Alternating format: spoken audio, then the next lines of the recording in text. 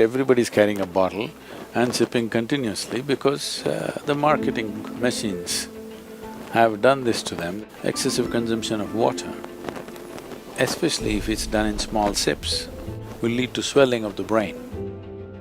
At the same time, when you need water, if you don't drink, it'll cause damage to the system. It is not just about drinking liquid water, you must eat high water content foods.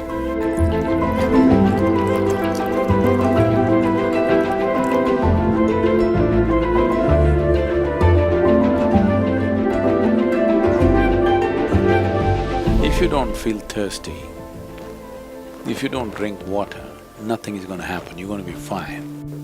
It's only in America, in cold climate, everybody's carrying a bottle and sipping continuously because the marketing machines have done this to them that they must drink lots of water. Excessive consumption of water, especially if it's done in small sips, body absorbs. When it absorbs, the sodium levels, which are very delicately balanced, will drop. The rest of the body also is affected but may not be so noticeable, but in the brain, sodium levels dropping will lead to swelling of the brain. This does not mean your brain is growing. It means… swelling means it's a kind of sickness, okay?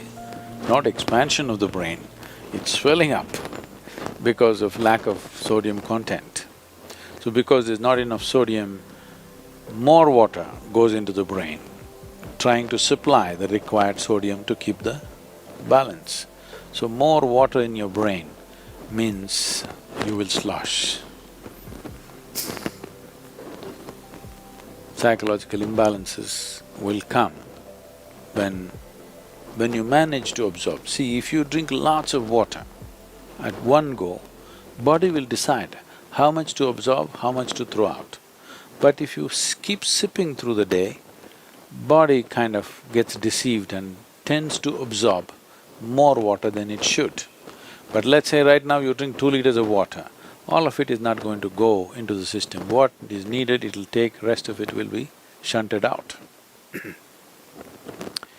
So, not consuming water and being out there is very much a possibility. Nobody need to drink water simply because you think it's a good thing to do. When you feel thirsty, you must drink water just to ensure you're drinking enough. Drink 10% more than what you actually need, a couple of cups more, just to ensure that you don't drink less. If you're not the kind who is carrying a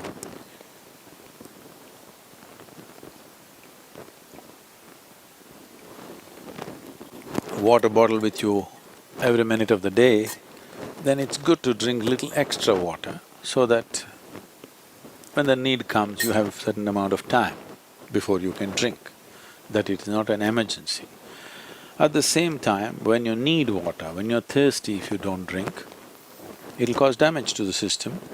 I would say, this may be very controversial, the medical fraternity will for sure protest on this, but they will come to it after maybe 20 years or 30 years. I would say if everybody consumes good water in sufficient quantity, 50% of the heart attacks in the world would come down.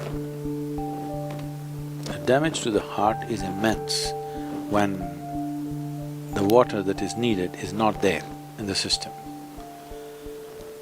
But when I say water, it is not just about drinking liquid water, you must eat high water content foods. If you eat a fruit, it's nearly 90% water.